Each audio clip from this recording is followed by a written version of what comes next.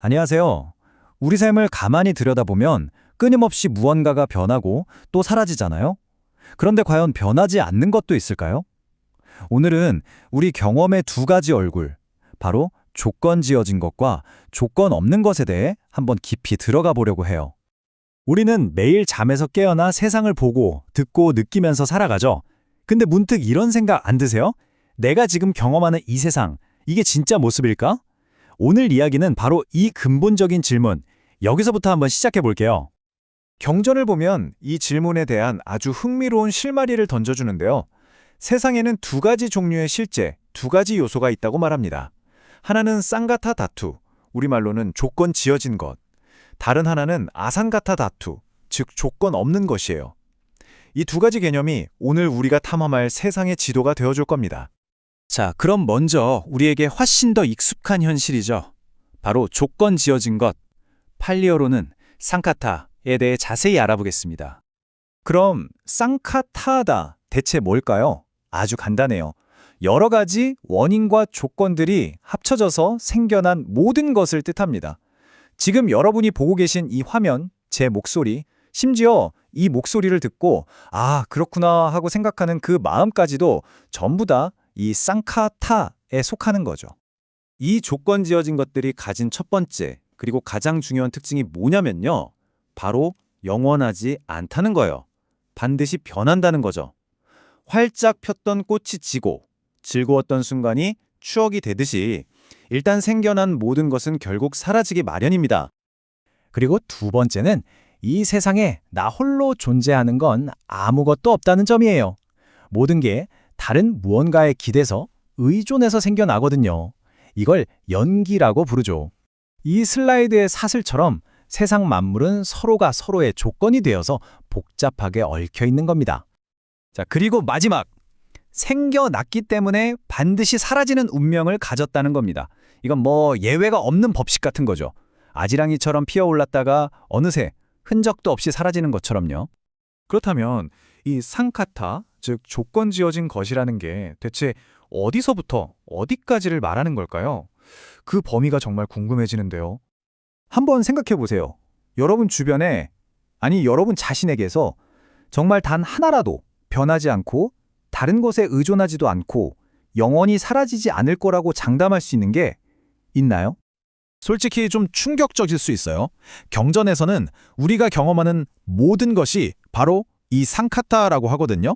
내 몸, 그리고 즐겁거나 괴로운 느낌, 무언가를 알아보는 인식, 이렇게 해야지 하는 의도, 그리고 이 모든 것을 알아차리는 의식까지 전부 다요.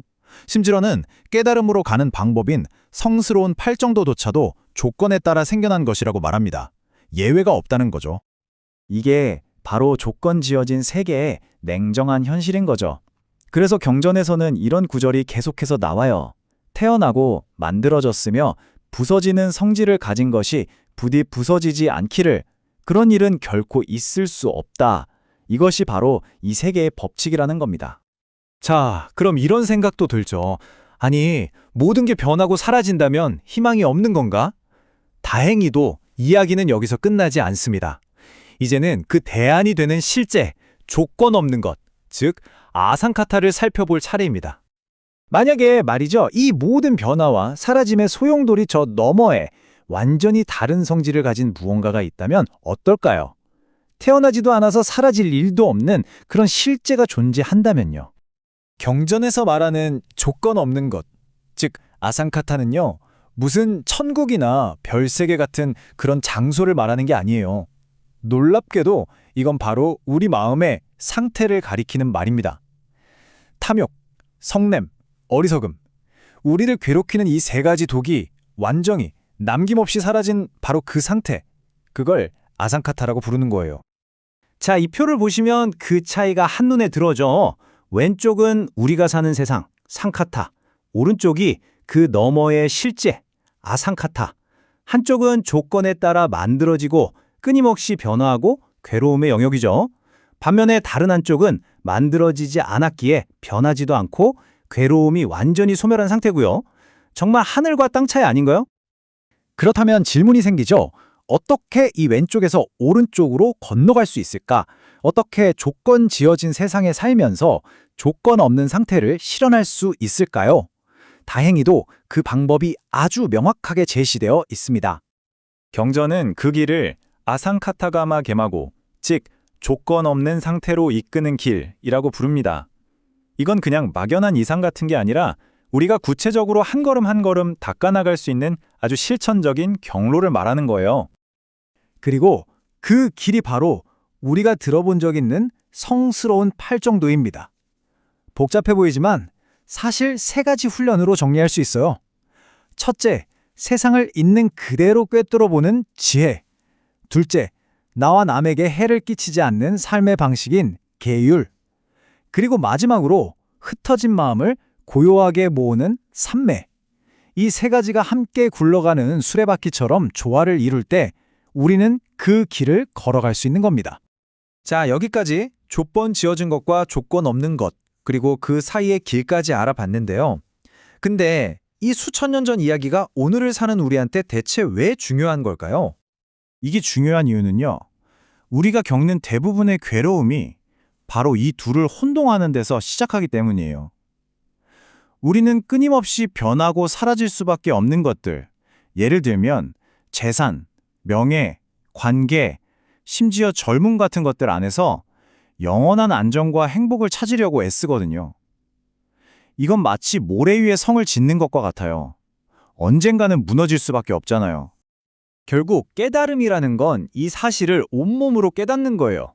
경전의 이 구절이 그 과정을 정말 잘 보여주는데요. 먼저 이것들은 전부 조건 따라 생겨난 것들이구나 라고 꿰뚫어보고, 하지만 이 모든 조건들이 사라진 고요한 상태가 있구나 라는 희망을 발견하고, 마침내 그 벗어남을 직접 체험했기 때문에 그 모든 것들을 넘어설 수 있었다는 거죠. 이 둘을 명확하게 구분해서 아는 것, 그게 바로 자유로 향하는 열쇠인 셈입니다. 자, 오늘 이야기를 마무리하면서 여러분께 이 질문을 한번 던져보고 싶습니다. 만약 우리가 의지하는 모든 것이, 사랑하는 모든 것이 결국에는 변하고 사라지는 거라면 우리는 과연 어디서, 무엇에서 흔들리지 않는 진짜 평화를 찾을 수 있을까요? 이 질문에 대한 답을 찾아가는 여정, 그것이 바로 이 가르침의 시작이 아닐까 싶습니다.